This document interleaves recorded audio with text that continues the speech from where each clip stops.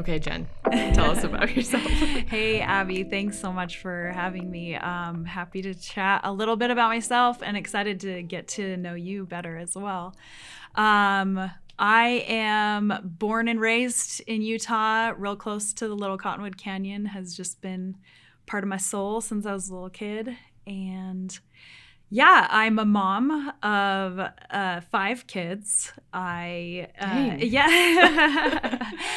I gave birth to 3 of them, and then I'm a bonus mom to 2 of them. Awesome. My husband Lane and I have been married for 5 years. We just celebrated our 5-year anniversary. Congrats. Yeah, thanks. So my kids, I have Tom, who's 16, Eli, who'll be 15 next week, and Mabel, who's 11. And then Lane's are Berkeley, who's 13, and Milo, who's 11. So Mabel and Milo are 2 cute. They're just about a month apart. Oh, that's so cute. And they were just twins from the beginning. Mm-hmm. Like, I feel like they were just meant to be together, and they're just the best of friends. And so, yeah, that's what I love the most. I love being a mom. I love being a mom. I raised my 3. We would just be out in the mountains all day, every day, as much as we could. We had some really special experiences, and I just really love sharing those special places with the people that I love. Mm. And yeah, I just love being in the mountains. Yeah, I grew up around here too, and my dad always was just like taking us up AF Canyon. Fun. We did like not so many like hikes, but we did like a ton of fishing and a lot of like camping, and that was just like always home for me as a kid. So like I like really appreciate that you bring that love to your kids. It will mean a lot to them. I hope forever. So. Yeah, I hope so. We had some really special experiences, and I hope to continue to have more of that time with them in the mountains for sure.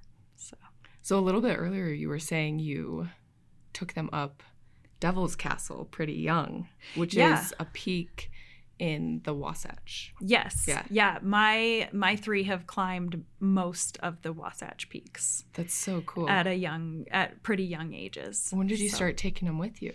Oh, I mean, my boys from a very young age. It was, Tom, my oldest, hold his hand and put Eli on the pack in my back. That's and so cool. Just go for a little hike, but just to be out in the mountains, or even just to go up to the stream in the Temple Quarry area and just throw rocks in the river and make little sailboats out of leaves and sticks. So, yeah, just from a very early age. So they were up there with you. Yeah, I have a ton of friends who just barely had kids, and one of their main things is like, I'm so worried that I'll lose myself and my hobbies. Yeah. But like seeing other people be able to prioritize their hobbies with their kids is pretty inspiring, I think. Absolutely. I got married and had kids really young, so I don't even know if I had a sense of self or my own hobbies or anything. I just really wanted to be a mom. And so I was never, when I was a mom of young kids, that was it. And I didn't really have the desire to be out running or doing anything by myself.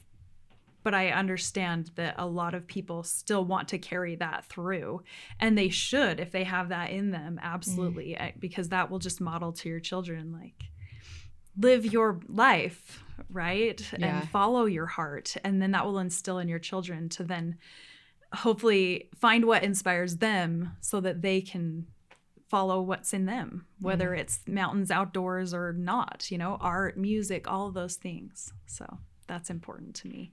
Yeah, that's way cool. I train at a gym in Draper as like my job, and I train a couple of families who will bring their kids, or like sometimes I'll meet their kids, and it's just like so cute to see the parents like bring their kids, and their kids are like, yeah, I saw my dad like doing sit-ups or whatever, doing his like at-home workout, and they're like, and I tried it too. And then they'll ask for advice on like how to do one of their own athletic goals, and it just like makes me so excited for them. Yes. Because they're like cultivating their own love like through their parents. It's so cute. It's one of my favorite parts about the job. Right? That's great. What a cool opportunity to coach families. That's neat. Yeah, That's really fun. Cool. It's really yeah, I hope that someday my kids will see it in that kind of light. Right now I think they're more in that teenage phase of like, mom's kind of but which is totally normal, and that's what teenagers are supposed to do. They're supposed to pull away and find out their own selves, and so but it doesn't stop me from being me, and then I'm sure it'll come back around to them, and so and they'll come back and be like, yo mom, you were actually like pretty freaking fast. We'll see. So how I found out about you, I was just scrolling FKT and I check up on the WURL pretty often just because it's like super interesting to me. Yeah. Like I read online forums and I just like read reviews of the route, and it's so interesting just because, I mean, like you, I grew up here. I grew up playing on those mountains. Right. I've done a lot of them myself. So just the idea of doing them all connected is so gnarly. Anyway, so you have the female supported FKT for the WURL, right? I do. Yes, for now. For now. Yeah, we'll see, right? Right. So did you train for, well, let's do a little like, what is the WURL? Like, oh, sure. Because a lot of people don't even know when I say WURL. What yes, I know. There's like a small niche of people that are like, the WURL's so cool. And then like everyone else is like, what are you saying? Yeah. So yes, no, the WURL is basically a link up. It's like a big horseshoe that goes around all of the mountains around Little Cottonwood Canyon. So you start at Ferguson and you go up to Broad Fork, Twin Peak, and then you follow that ridge line up and down all the way around to Superior and Monte Cristo, and then around all those mountains in Alta and Snowbird, and you're just staying on the ridge line the whole time. Like, this is a lot of scrambling, right? A lot of scrambling. You want to stay true to that ridge.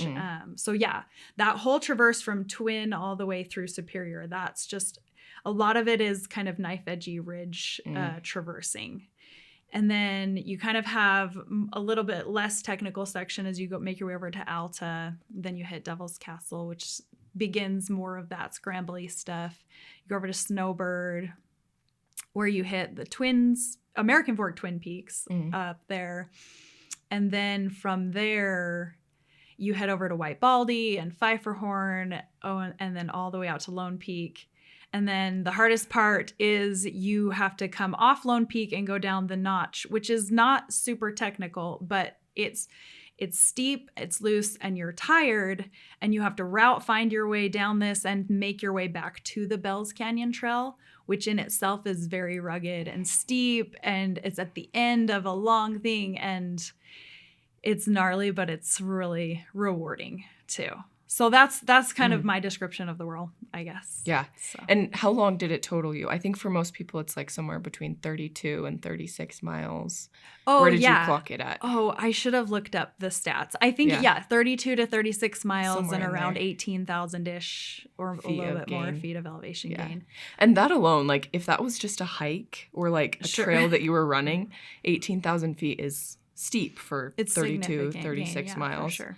But then to add in all that like scree and all the technical climbing, there's a lot of like sheer edges and drops that you can just like, it gets pretty dicey up there. Yeah, there's definitely some sections where if you're not really familiar, you could get off route and get kind of sketched out, or even, it is exposed and accidents happen. So yeah, you definitely have to be on your A game over those sections for sure. Yeah, and I think for a lot of people that I've spoken to, at least, they've taken somewhere between like 24 to 32-ish hours to finish this route. Yeah. And so putting sleep deprivation on top of that, absolutely. Sometimes a lot of the really technical sections, sometimes you're doing in the dark, which is crazy. Yes. But yeah, I think if I remember right, you finished 18 hours and 27 minutes, right? I think 28. 28, okay. Yep. You're like 18:28. Well, I don't want to say faster than I was. Yeah. So, yes, 18:28. And that's wild. It is so fast. Wild. Yeah. That is so fast. It was a really special experience. I had a really neat experience on the WURL. And a lot of that comes from my background with the experiences I had with my children on a lot of those peaks and a lot of those trails, experiences I had with my husband in those same places.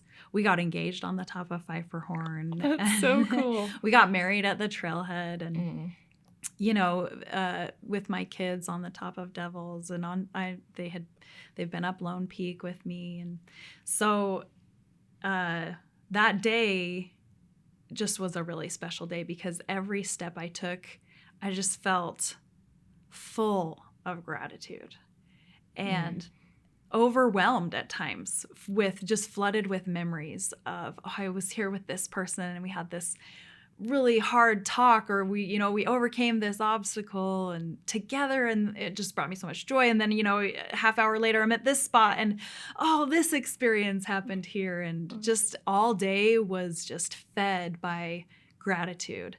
So it just kind of flowed. It was a really magical experience. So I don't know if I could chalk it up to that I'm anything special, but that experience was very special, and I was grateful to have had it and to have spent 18 and a half hours in places that are sacred to me and ponder on those memories and think about the person that I want to continue being. So it was magic. That's how I can describe it. So I think there's such a special connection between running and gratitude. I think back to just times on the trail that have been kind of rough for me, right, where I've really questioned why am I up here? I'm tired, for sure. And pulling gratitude into that has always just turned it from an experience that was just oh my gosh, I hate this, to holy cow, I get to be here. So grateful for this. I'm so grateful for who I get to try to become, kind of. Absolutely. Which is so cool. I'm glad that you have the same experience. Yeah. It's the most powerful part about it.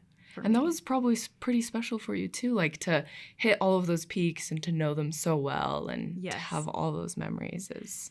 I do feel like they're my friends. You're hey, Pfeiffer Horn. True. Oh no, Pfeiffer Horn's so special to me.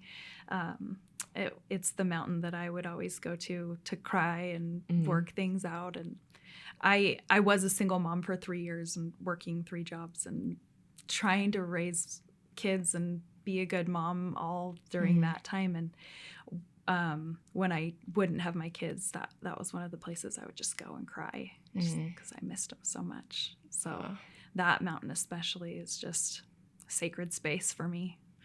So to get to be there in that setting, just, I don't know. It's just wonderful.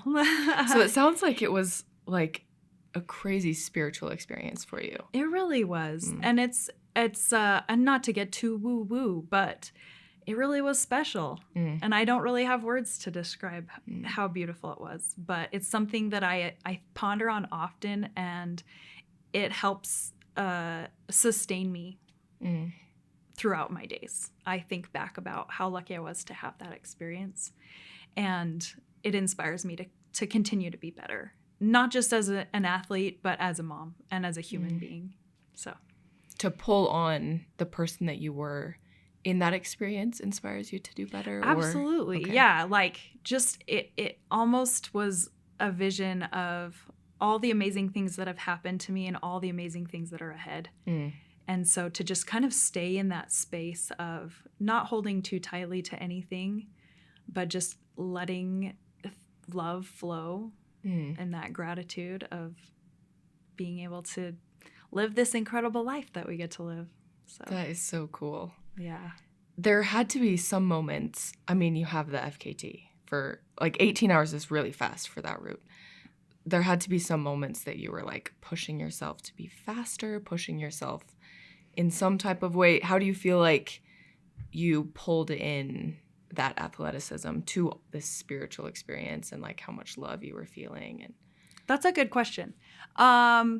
Actually, so my MO, this is why I'm super excited to talk to you, because I just kind of stumbled into this world and I've never really known how to train or ever trained for really anything. So crazy. as I mentioned before, when I was a single mom, my time frame was so limited. And when you're a mom of young kids, you maybe get 30 to 60 minutes a morning if you're lucky to exercise. So my MO was always go hard, go fast, and that's it.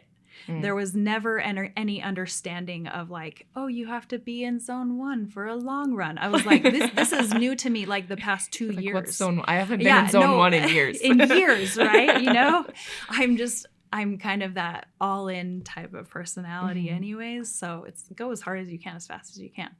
And so actually that year, that 2021 was the year that I did the WURL with the record. And that was the first year I ever didn't go every day as hard as I could. I stumbled upon, rest days are good for you. And like, like an 8-mile jog at a casual pace helps you go faster? That doesn't make any sense, right? But then I did this for a couple months and all of a sudden I was exponentially faster and it just came out of nowhere. So back to your question, which of like on the WURL trying to push, I actually on the WURL was telling myself, don't push. It was like, so all summer I had practiced finding that like 70 to 75% range of effort where you can sustain that for a long time instead of going 100% and then blowing up, right? So no, I mean, I have memories along the path of just like holding my arms open and just telling myself like, just hold loosely, just hold loosely here. Just go play to your strengths, which is some of the downhill technical running is an area that I have a little bit of an advantage of. Just because of experience and because I run with my husband who's amazing at it. So I just try and keep up with him. So I would tell myself on the uphills to hold back and then on the downhill to just flow. So that is so interesting. I feel that like over the years in like trying to do tempo runs and trying to keep certain paces for like a certain amount of time, like the best advice that I've been able to give myself is like focus on this moment and just focus on what your body can do right now. That's cool. And try to hold it. And like always when you think of where you are now and you don't think of like, oh crap, I have like 6 peaks left in this like little route, or I have 3 hours left on this run. If you just focus on like now, it's always way easier and it feels way more peaceful almost. It's not as stressful. Yeah. Anytime I'm doing a run and I'm like, oh my gosh, I have 3 miles left. Like that mindset just like is dragging, right? And so it was easy on the WURL to be in the moment because I was like, Superior, my friend. And then, then going to the next one, oh, Devils, I love you. But I think that's a fantastic metaphor for life too. And that's one of the reasons that the WURL is so special and something that I try to draw back on is that presence. And that, don't worry about, 5 years from now, what my kids will be doing or not doing or whatever, but like be with them in this moment right now. Who they are right now, I can meet them here and they don't need to be any different. And I don't need to be anywhere different, but be right here. So it's a great way of practicing that in real life. Yeah. We go practice in the mountains and bring it home to real life. Yeah, totally. Yeah. I never understood why people were like, running is like meditation. Right. But I think it's different for everyone. Like my vision of meditation had always been like, think of nothing. But for running, like I feel like we get the opportunity to think of everything, especially on like those long runs. Absolutely. Like you have the space to just like, okay. Yeah, I love it. Yeah. I love it. Great. So along the route, I know that a lot of people do like crews. So like people will come up and they'll meet you with food or just like stoke. How many people did you have? How many crews met you? Great question. I have the best friends, most amazing friends. I am so grateful for them. They make me who I am and my family. Of course, that goes without saying. I had one friend swap out a pack after the first section after Superior at Cardiff Pass. Okay. So she came and swapped out a pack for me, which was super nice of her. And then I had a friend meet me at Snowbird. She didn't bring me anything except for the Stoke, which was so great. Which is sometimes so better than food. Oh my gosh. It was so cool to see her. And then I really did want to run it alone. So I wanted that experience with my mountains and myself. But I was really grateful to see those two friends along the way. And then my husband met me just right before Lone Peak. So after I came off Bighorn, he met me in the saddle between Bighorn and Lone. And then I kind of dropped him on the way up to Lone. No way. You're like, see ya. He was so great. He gave me the headlamp and a waffle, and just like seeing him was great. Yeah. And he, like I said, he's a fantastic downhill runner. So having him for that, 6,600 foot descent was absolutely crucial. So yeah, that was the only part of the route that I ran with anyone though. So, that one piece with your husband. Just from Lone Peak down to the end. That's so crazy. Were there any points that you were a little bit nervous? I mean, 18 hours, you had to have run a little bit of it in the dark. So was that the end of it? Where did you place that darkness, I guess? I was hoping to come off South Thunder before it was dark, because there's a little bit of route finding. And if you have light, it's so helpful. And I was so grateful to hit that. So, and once I was past that, I knew the route so well, it was going to be fine. You're just like, your eyes are closed and you're like, just going. It was totally fine. But so I ran, from Bighorn to the end in the dark, but that was about it. Okay. So, yeah.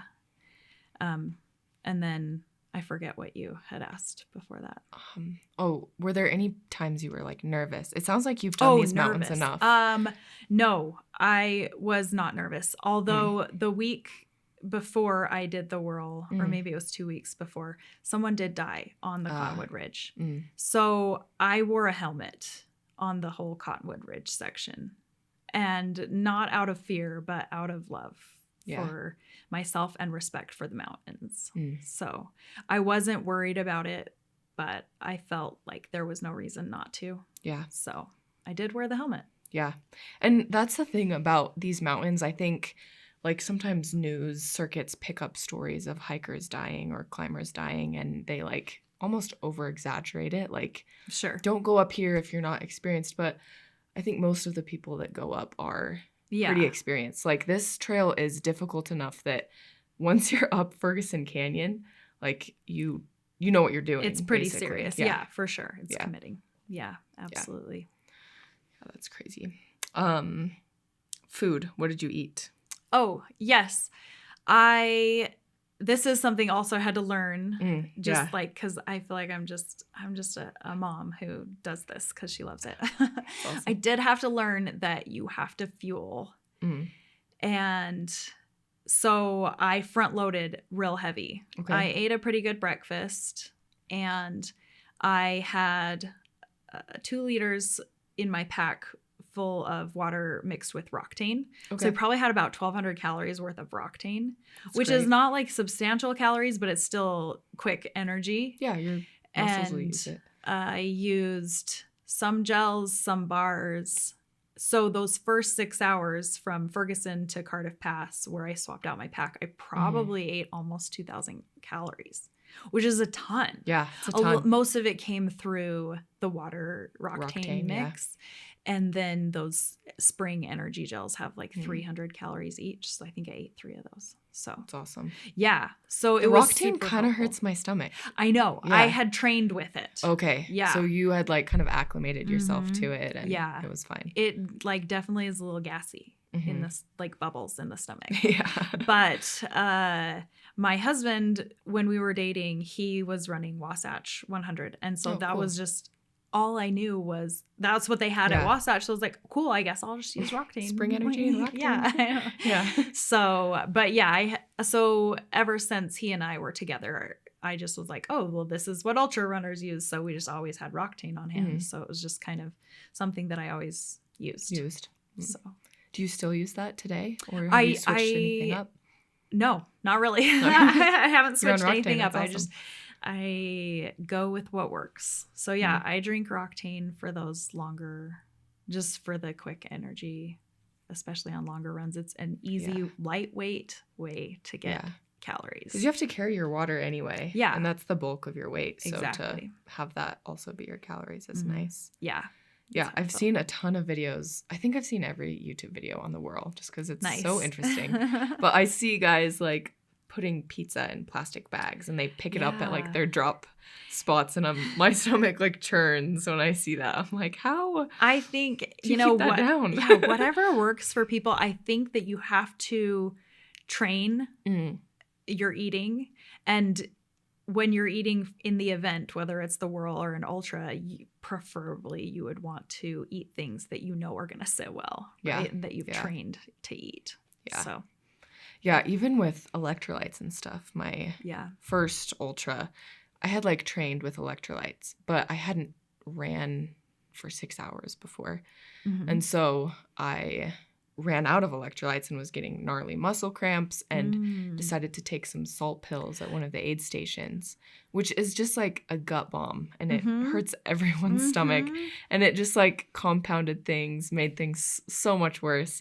And so like that was the moment that I was like, okay, I'm gonna nerd out about this so that I can dial this in and never have problems like this again, because it's fun when you can just focus on the trail and just like being there and doing your best and finding where your limits are. For sure. Yeah. So I would definitely recommend like dialing in your fuel. Yeah. For sure. For any event. And you also have the FKT for like Five for Horn and Lone Peak, I think, for female. Did that come before the WURL in training for the WURL, or did that come afterward? I think Five for Horn was before, and I think Lone Peak was after. Both just places that I love, and it was just go do it. Yeah. So. I like want people to understand how, I know that it's not even about this for you. Like you probably don't even care. You're like, why is she so fixated on my times? But normally when someone finishes like Ferguson Canyon even, I think the longest time I saw someone report was like 16 hours. Oh, crazy. And you finished the WURL in 18 hours. Sure. Yeah, and Lone Peak, what was your time? Something like under 3 hours. Under 3 hours, yeah. And like I have tons of friends that takes them like 12, 13, 14 hours. Sure. Obviously they're not running. They don't have the experience you have. It's a whole different game, but like you are very fast. Oh, thanks. Yes, and you're comfortable in that terrain. I think the downhill is really what I'm most amazed with you, is being able to scramble so quickly down. Yeah. I do love scrambling. There's something about being on the rock that just fills my soul so much. Where did that come from? Did you grow up scrambling just being a kid. Yeah, absolutely. Going up the canyon with my family, and I'd just be all the way up something, and my dad would be like, I'll come up with you, I guess. You know, he's like scared. He's yeah. like, oh. No, I have good memories of going up. We went to this spot called the Cave, and would just climb up above the cave with my brother or my dad. And just always have loved that. So, yeah. One of my other favorite things, I don't know if you've heard of the West Slabs. Oh, okay. You'll have to look it up. Yeah, it's the West Slabs of Olympus, and that's basically straight up scrambling. And that's probably my favorite. I've never done it, but I've seen photos. You're like using these tiny little handholds, and you're like almost going sideways. No, it's not as bad as all that. It's a fairly mild grade, but it is like some pretty good scrambling for 1,500, 2,000 feet. So. And you like going up or going down, or both? I like going up better than I like going down. Yeah. For sure. But yeah, that's just one of my favorite routes. And I have to give credit to my husband for the downhill, because he is a fantastic downhill technical runner. And so, that saying, you become like the 5 people you spend the most time with. Yes. I got to hand it to him. So I'm grateful for that. That's awesome. Yeah. That is so cool.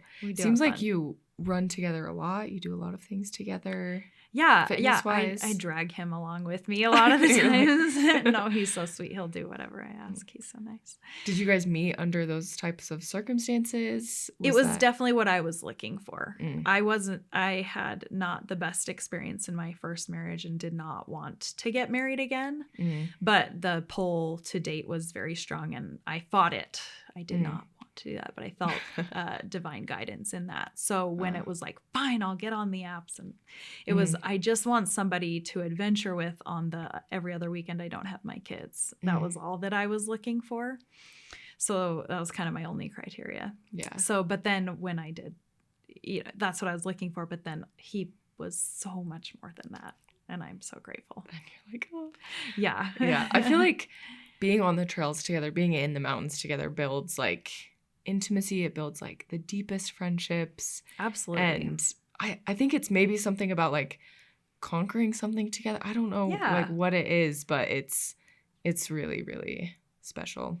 It sure is. Yeah. It sure is really special. And I'm really grateful for that time that we had when we were dating to bring us together so poignantly. And then I'm grateful that we've been able to continue that even with having our family, and all of those and real life and jobs and teenagers and all of the things that are normal, real life stressors. But when we can go out and connect in the mountains, for me, it's a very special bonding time, as you understand too. Yeah. So. Yeah. My husband and I, we'll do like hikes together. We don't really run together or anything, but his like excitement for his career and his craft, he does video, is so, it's always been so inspiring to me. He's just like obsessed with this like little niche of thing, and he'll talk about it for hours and hours until you're like, okay, stop. We're good. And I think like that is contagious to me. Like, absolutely, I want that kind of passion in the things that I do and the things that I like work towards in my own career. I think like choosing your significant other, it really like, it makes you happy or it makes you really unhappy. Absolutely. I mean, it's a big source for sure. But I do love seeing people follow their passions. That is very inspiring. So that's cool that you guys have that dynamic of inspiring each other. Do you do all your like routes with your husband, or is he like more of a support crew? You said he did the Wasatch 100. So he did when we were dating. That was what he did. And then we got married, and then real life kind of set back in. So, and it's like, oh yeah, he has to work. And I also have to work. So, and I wouldn't say that it's his passion the way that it is mine, but I love that he continues to support me in it. So yeah, we do things together, but I would say the majority of the time I'm out there either by myself or with friends. So yeah, that's cool. Yeah. Where do you work? I never even asked you that. Oh, that's fine. I'm an office manager for a landscaping company. Oh, cool. And I also help my husband with his company a little bit now too. So that's fun. Yeah. I love jobs that allow you to like get out on the weekends or like allow you to do your own thing. So that's exciting. Yes, I am grateful for my flexible jobs. That's great. Yes. So what does your training look like now? Are you training for anything? Are you just having fun being a mom? Right. I don't have anything that I'm training for right now. I always just say that my goal is to have fun. The WURL was definitely a goal, though. And it was something that I wanted to do well. I wasn't going for the fastest time, but I wanted to have a good experience. I had actually done it the year before and not had a great experience. Took the salt tab. Totally went down that route. Yes, hallucinations, all the things. So I just had the goal of I want to just have a better experience, you know? So that was something that I was training for. Then I enjoy having something to train for, but I haven't had anything come up yet. But earlier this year, I actually broke my tailbone. Ugh, that glissading. Sucks. Yeah, I was doing the West Slabs and I was glissading down the Apollo couloir. It was colder than I had anticipated, so I slipped and slid, hit a rock. lucky that it was just a tailbone. But then right after that experience, so the only thing I could do with the tailbone injury was swim and ride a road bike. I couldn't mountain bike, which was a bummer. That is a bummer. Love your mountains. Definitely couldn't run. It was very painful. Yeah, that's the worst injury for running. Yes. Not a great one.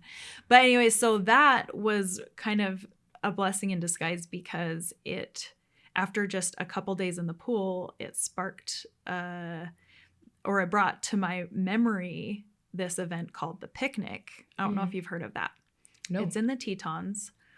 And what you do is you bike from Jackson to Jenny Lake. Then you swim across Jenny Lake. Then you run 3 miles to the trailhead of the Grand. You run up and down the Grand. You run the 3 miles back. You swim. And then you bike back. That is so cool. And it's been in my head. I had been to the Tetons for the first time with my kids like 7 years ago and just was smitten. Like, oh. It's gorgeous. Yes. Every chance I have, I try and get there.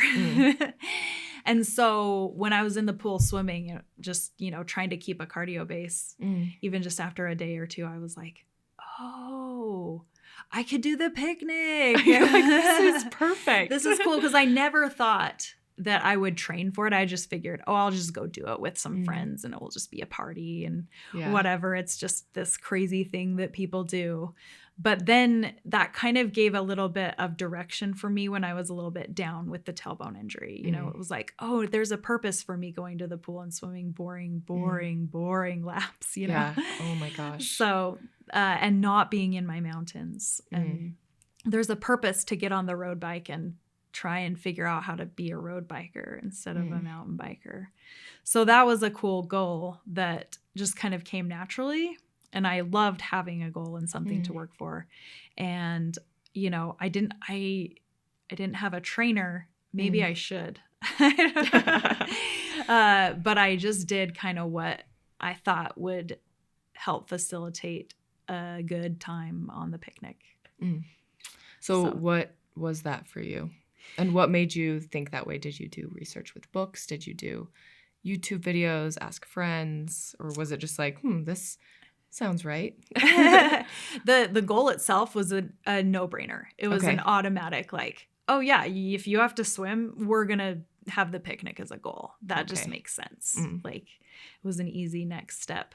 But as far as training for it, it was, okay, yeah, I guess I need to learn how to swim more efficiently. I swam as a kid, but I was a terrible swimmer. I'm never good at it. I'm awful too. Yeah. And so I did put in some YouTube video research on how to swim correctly. Not that I did it well at all, but it kind of got to a place where it flowed a little better than it ever did when I was a kid. And it helps you be more aware of things too. Like my sister's given me some tips before and I'm like, I literally never would have thought you're supposed to do that when you're swimming. Right? Yeah, for sure.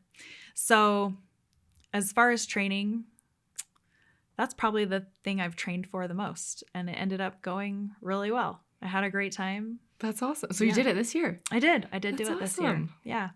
Actually, yeah. I wasn't sure there was going to be a weather window because have you been up to the Tetons? Have you climbed the Grand? I've not climbed the Grand, no. Okay. But you have another FKT of the Grand, right? I will put a caveat with that one. The women's, like the actual fastest women's time, she was technically supported, but her time is so much faster than mine that it's like, I'm not even close. You're like, oh, she ran it with Killian. Yes. Yeah, they're partners. And she's just a different level than I am. But, I thought I might as well throw my name out there because it is the fastest time unsupported. Well, the Grand is crazy. You have that little piece at the top. Yes, that you have to climb. It's like a 512. Oh, no, it's a 5.5. Oh, it's a 5.5. It's pretty easy. So that's pretty tame. It's nothing too technical. Okay. And I've done it a few times several times. And I love the Grand. So that's a passion project for me. It would be cool someday to say that I ran it in under 4 hours, but I don't know if I ever will. There's like a glisten in your eye when you say that. You're like, oh. But a lot of it's running and I'm not a great runner, but I'm pretty good at technical stuff. So if it was all more technical, then maybe, but a lot of it is running, which is hard. Yeah. Hard for me to have the desire to train running. That was the hardest part of the picnic, was a lot of it is runnable miles. Those 3 miles to the trailhead are like pretty rolly. So you got to run all of that. And then the first, all the way to the meadow, you should be running basically if you want a decent time. Yeah. Which that's hard for me. If it's steep, great. Yeah, I can do well. But if it's just runnable, oh, that's so hard.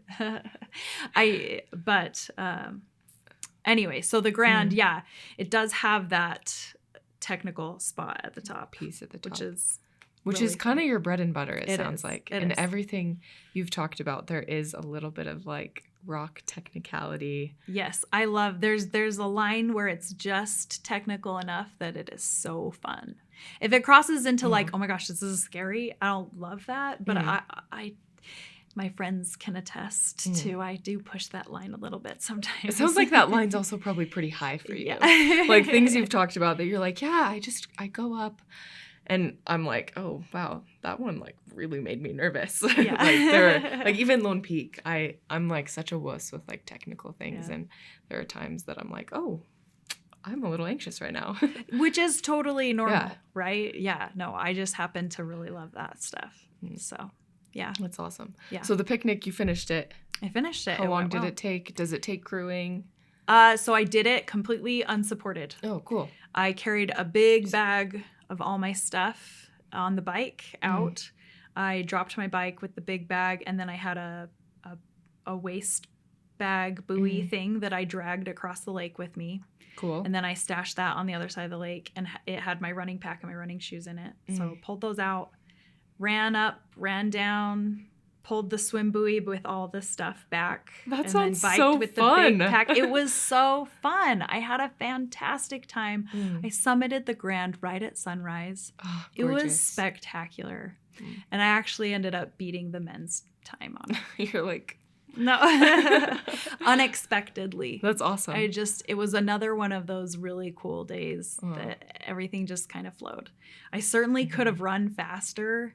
I had some stomach issues, but it went really well. It was really cool. There's something really magical about swimming in those lakes that I am so grateful to have had that experience. Really cool. Very different from anything I would have ever put myself in intentionally. I usually just want to be at the top of every mountain. Yeah. But swimming in those lakes was really, really neat. So yeah, isn't it funny? Injuries suck. Yes, they're such a mental game, and it's so easy to be way too hard on yourself while you're recovering from them. Yes, but it's crazy that without breaking your tailbone, I know, you would never have done that. I never would have done it. I never would have had this incredible experience and fallen in love with swimming in a lake and pushing myself in areas that I'm not good at. I'm not a good swimmer, and I'm not a good road biker, and I'm not even a good trail runner. I'm a good mountain runner, but not a trail runner. So all of those disciplines were really hard and forced me to work hard, which was cool. Yeah. So yeah, I'm super grateful for the tailbone injury. And I've used that as a little metaphor with my kids, and I'll continue using it. And I'm sure they'll get sick of hearing about, yeah, Mom, we know you broke your tailbone and then it led to a world record, but it's fine. But my son recently tore his ACL playing football, which sucks. And it's heartbreaking for him. But I will continue to remind him, hey, good things can come from this. You're going to get stronger if you put in the effort. Yeah. And your magic might happen. Yeah. So, yeah. Especially as a high school kid, too. I know. It's his whole world. It's so hard. Yeah. Yeah. And football. Yeah, I know. It's tough. All my brothers play football. Yeah. 4 of them played. And one actually got injured in high school and couldn't play for a while. And that was definitely a huge mental game for him. It sucks. Yeah. It sucks to watch your kids go through hard things. I wish I could just take it for him. But I know in the end it will make him stronger. Yeah. So. And that's the thing. I try not to get too, sappy about running or too like metaphorical about running. Sure. But like I do it every single day. And like my world like kind of revolves around like trails. And so like often I do like tend to create metaphors with like, okay, like this happened in my training, or this, like I failed really, really hard at this thing. And always like something good has been able to come out of every failure, which is encouraging, I guess. Right. That's the encouraging part of endurance sports, is there's always another chance. Right. Yeah. We're just kindred spirits in this aspect. I love a good metaphor, and I will always bring in a good mountain metaphor. But you're right. It's just it's part of life, and it helps us learn and grow. And the more we voluntarily put ourselves in these hard, difficult situations, the more strength and resilience we have to bring back to our real lives and to our families, and put that strength and resilience and goodness and love and gratitude back into the world. So that is so cool. Yeah.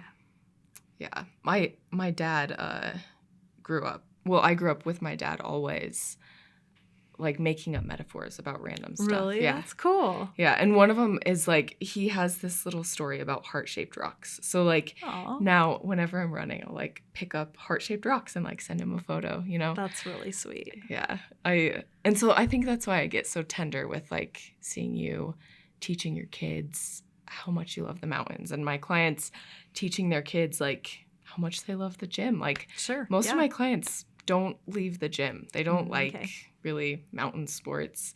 I work in a gym setting, so it's like they love weights. They love throwing around heavy stuff. And I think I get so sentimental about them like teaching their kids this, and their kids watching them do this, because I'm like so sentimental about watching my dad do all these mountain things, and it's just like full circle to me. It's for sure. Really cool. That's also like parent goals, right? Like yeah, I'm totally. like feeling for your dad. I'm like, oh, I hope someday. Your kids totally will. They totally will. No, they already do. They're already fantastic in every way that they are, and they're their own individuals, and I'm so proud of them. So that's awesome. Yeah. But to have them like send me a picture of something like that would be like, when they're like in their 20s, you know, that'd be great. Yeah, it's the best. Yeah, my parents are the best. Yeah, it sounds like it. Very neat. Yeah. So were you raised then, you were saying, I guess, camping, but not necessarily like endurance sports or mountain not things really like that. Endurance sports. Like my dad went through a period where he ran 6 miles every day. Like would, there was this like well or something out by the lake that would like spout out this water. So he'd run out after work every day, and he started to drag me on my bike. So I'd just like bike next to him. And then my brother started biking next to him, and he tried to get us to run with him. He'd like race us home. It was just like, I think running with him definitely like fueled my love for running, and that's really cool. Love for just like movement, I guess, if that makes sense. Yeah, I like that. Yeah. That's cool. And now it's like an addiction. I just like have to get it in, or I'm like super anxious and jittery and Yeah, I understand that for sure.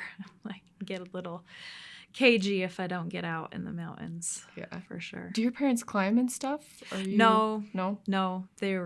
It was more of maybe your background of like just we go up to the mountains and eat dinner because this is free. And we go on a hike because it's free.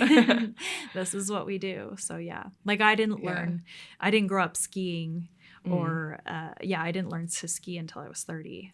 So, but now it's just a huge passion to. It seems like skiing would be right up your alley. It's like very extreme, I guess. It can be. It can be. Yeah. I've been really lucky to find a really rad group of women to go with. It's been really fun to get into the ski mountaineering scene. There's some really rad people out there. Yeah, there's a ton of just like gnarly stuff people do. We live next to like the coolest mountains. Oh yeah. Like the coolest place ever. There's so many opportunities for us to get into random niche adventure sports. For sure. So ski mountaineering, are you working on any projects right now? What are you guys doing? Just have so much fun. Having fun. like you say, these mountains are incredible, and there's endless lines to ski. Like, I'll be happy to ski here forever, you know, as long as it's available. So, yeah. There's snow. As long as there's snow, yeah. But also, like, the Tetons call. So that's a goal for sure. Love to get up there and ski more. But it's also, I'm here and my family's here. So this is where I can be. And I'm fine with that. Yeah. See, my thing with skiing is, like, I could totally see myself getting into cross-country skiing. Like, I love the workout of it, but I can scare myself pretty easily. Like, glissading freaks me out. Sure. I get, like, so scared so easily. And I really think, like, in, like, my mountain sport world, like, that's my next step that I, like, really just need to, like, push myself and, like, get over the hurdle of, like, being afraid of being out of control, basically, is I'm still afraid of being out of control. See, I love hearing stuff like that, like, people that are so great at things, they're like, oh no, that never stops. It, like, makes me be like, okay, it's normal. It's totally normal. No, like, a lot of people would say, if people that don't know me well could look at me, you know, some of the things I've done or what I do on a daily basis and be like, oh, you're an adrenaline junkie. And I'm like, I'm really not. I only do the things that I feel like I am 100% in control of. And I understand that I'm not 100% in control. Like, accidents happen and I do try to be careful. But I do not like that feeling of being out of control. So, but I will go quickly because I am in control, right? Like, I can run down something steep and sketchy because I practiced at it and I feel in control. Same on a mountain bike. Like, I can go down real fast, but it's because I feel in control. If I'm getting to a point where I feel out of control, I'm not going to do it. You're like, I'm holding back. Yeah, for sure. So I wouldn't say, like, you need to push yourself to you're like, please don't do anything crazy. Yeah, for sure. Control is good. Yeah. Okay. I get that. I totally get that. I think one of the best pieces of advice that, like, I've almost taken to heart is that, like, it's going to sound so weird, but, like, I'm average. So, like, the way that I take that is just, like, well, professional skiers are also sometimes afraid, but they, like, push their limits incrementally so that they, like, eventually can do things that are better. It's like a progressive overload, but for mountain sports, basically. For sure. So that makes sense. I think, like, for me, remembering that, like, okay, it's, like, okay to be a little bit nervous, but like, it's okay also to, like, push that incrementally. Incrementally is like, been a huge help with me for different aspects of sport, I guess. Yeah, for sure. I mean, I don't know because I'm not a trainer, but I would imagine, like, it's similar to training someone in a gym, right? You're going to increase the weight little by little, and I think that's the smartest way to do it in the mountains as well, is to incrementally increase your risk tolerance on all of that, while having great respect for the mountains and their power. So totally. Yeah. I have this one guy who came in, he's, like, in his late 30s, and he'd never done a deadlift before, which is super normal. A lot of people don't really do Olympic style movements. And that was just so scary to him. That was one of the first things he told me. He was like, I don't want to deadlift. I don't want to do anything like that. And I mean, a year later, he's deadlifting, like, almost 400 pounds. Oh my gosh. He, like, so much weight. I know, it's so much weight. So much weight. But he just, like, got comfortable with the movement, got comfortable with his form, and he was confident enough that he wouldn't hurt himself because he knew what he was doing. Yes. So it's, like, things like that Very remind similar. me, okay, like, this is a progressive overload, but in the mountains. Exactly. Yeah, for sure. It's very cool. Yeah, very cool. I'm trying to think if there's anything else I want to pick your brain about all your cool experiences. Do you have any other favorite personal projects, or have we kind of covered your highlights? The picnic was really cool this year. I ended up doing another form of picnic in the Tetons as well. There was a weather window, so I just went for it because I figured I've trained all summer, I might as well. So this one is called the Moranic, and goes up Mount Moran. So you do the bike to Lee Lake. Well, you bike to String Lake, and then you have to run a mile on a trail, and then you swim Lee Lake, which the swim is almost double of Jenny Lake. So you have to swim like almost 2.5 miles to Lee, or across Lee Lake, and then you climb Mount Moran, which has a little bit more technical aspect to it. So that was way more up my alley. There was, just that chill 1 mile jog in between. But then when you hit Moran, the base of Moran after the swim, you just go straight up. And then the last maybe 1,500 to 2,000 feet is a 5-5 rock climb. So that's a long time. Yeah. So much fun. I was like, yes. I absolutely want to do this. I wish this mountain was closer to home. So that was a really fun. I spent a lot of time in the Tetons this summer, just kind of playing around, getting to know Mount Moran better and becoming friends with Mount Moran. So that was a fun one. I did that. It went really well. The swim back was really hard because I got caught in those afternoon winds that happened in the Tetons. So I felt like I was swimming and going nowhere forever. It was hard, but a really good challenge and so much fun. I would go back and do that in a heartbeat. It was really fun. Any other things? Yeah, I still probably will try to run the Grand Fast just because I love the Grand and I love to just be up there. I have so many things I want to ski and climb. The list is I know endless, it's endless. My husband knows that everything is on the list. He's like, we have time. Right? When I was 8, that was when Everest became in my brain. My parents always watched what's that show, like Nova or whatever, on Channel 11 or whatever. I remember hearing about Mount Everest and just being like, oh, I gotta do that. So maybe someday. My kids are my number one, and I love my family and I love being a mom, and I love the mountains. So I think I have a pretty good balance right now. And as my kids are getting older, I'm able to spend more time in the mountains. But I sure miss when they were little and I had more time with them. So, but it's a good trade-off. So, yeah. One thing I want to touch on, just because I think it exemplifies you so well, is so many female athletes. Like, a lot of male athletes, I feel like, are driven by like tough, like I hate myself, I gotta overcome this. It's like almost like a negative type of motivation.